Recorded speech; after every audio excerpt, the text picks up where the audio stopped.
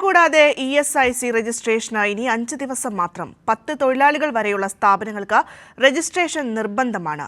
Spree സ്കീമിൽ register ചെയ്താൽ 1 വർഷത്തേക്ക് പരിശോധനയിൽ നിന്ന് ഒഴിവാകാം. 2025 ജൂലൈ 1 മുതൽ 2025 ഡിസംബർ 31 വരെയാണ് സ്കീമിന്റെ കാലാവധി. 10 പേർ ജോലി ചെയ്യുന്നതും എന്നാൽ ഇതുവരെ രജിസ്റ്റർ ചെയ്തിട്ടില്ലാത്തതുമായ സ്ഥാപനങ്ങൾ മുൻകാല ബാധ്യതകളെ പറ്റിയോ ശിക്ഷാ നടപടികളെ പറ്റിയോ ആശങ്കകളില്ലാതെ ESI പദ്ധതിയിൽ ചേരുന്നതിനെ പ്രോത്സാഹിപ്പിക്കുന്നതിനാണ് ഒറ്റത്തവണ അവസരമായി സ്പ്രീ പദ്ധതി. ESI പദ്ധതിയിൽ ചേർക്കാൻ വിട്ടുപോയ തൊഴിലാളികളെയും ഇതുപോലെ ബാധ്യതകൾ ഒഴിവാക്കി ചേർക്കുന്ന ദിവസം മുതൽ മാത്രം ESI കോൺട്രിബ്യൂഷൻ അടച്ചാൽ മതിയാകും. കോൺട്രിബ്യൂഷൻ പഴയ കാലത്ത് കോൺട്രിബ്യൂഷൻ ഒന്നും അടയ്ക്കേണ്ടി വരത്തില്ല. എപ്പോഴാണ് രജിസ്റ്റർ ചെയ്യുന്നത് അന്ന് തൊട്ട് കോൺട്രിബ്യൂഷൻ അടച്ചാൽ മതി. പിന്നെ ആ പീരീഡ്ക്കുரிய എന്ത് ഇൻട്രസ്റ്റും അടയ്ക്കാൻ പാടില്ല, അടയ്ക്കേണ്ട ആവശ്യം വരത്തില്ല.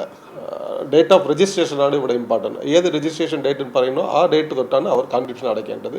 ജോലി സമയത്ത് തൊഴിലാളികൾക്ക് അത്യാഹിതം സംഭവിച്ചാൽ ചികിത്സ മാത്രമല്ല അർഹമായ നഷ്ടപരിഹാരവും ESI നൽകും. അത് പക്ഷേ ഇതൊരു സ്റ്റാറ്റ്യൂട്ടറി ലയബിലിറ്റിയാണ്. ഒരു 10 പേര് ജോലി ചെയ്യുന്നൊരു സ്ഥാപനത്തിന് ESIയിൽ രജിസ്റ്റർ ചെയ്യേണ്ടത് ഒരു തൊഴിലുടമയ്ക്ക് ഒരു സ്റ്റാറ്റ്യൂട്ടറി ലയബിലിറ്റിയാണ്. അതിൽ നിന്ന് വോളണ്ടറി ആയിട്ട് മാറി നിൽക്കാനോ അവരുടെ ഇഷ്ടമനുസരിച്ച് രജിസ്റ്റർ ചെയ്യേണ്ട എന്ന് തീരുമാനിക്കാനോ, അതുപോലെ തൊഴിലാളികൾക്ക് പോലും എനിക്ക് ESI വേണ്ട എന്ന് പറയാനുള്ള ഒരു അധികാരം ഇല്ല. അത് വോളണ്ടറി അല്ല. അല്പലാഭത്തിനു വേണ്ടി നിയമം ലംഘിക്കുന്നവർക്ക് നിയമ നടപടിക്കൊപ്പം സാമ്പത്തിക ബാധ്യതയും കൂടും.